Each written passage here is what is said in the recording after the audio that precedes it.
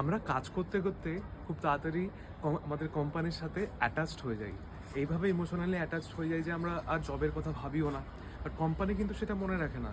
Company সবসময় তার profit, তার রেভিনিউর কথাই ভাবে। তো যে কোনো দিন তোমার কাছে রেজিগনেশন লেটার চলে আসতে পারে, তখন তুমি কি করবে?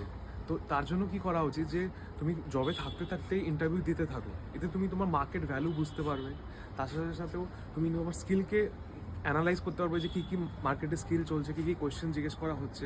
তুমি নিজেকে আরও আপডেট করতে পারবে এবং যখনই কখনো জব লসের ভয় থাকবে, তোমার কখনো অসুবিধা হবে না। তুমি অলরেডি এক স্টেপ আপে থাকবে এবং নিজেকে আরও বেশি ভালো করে প্রিপেয়ার করে ভালো জব পেতে পারবে, রাইট?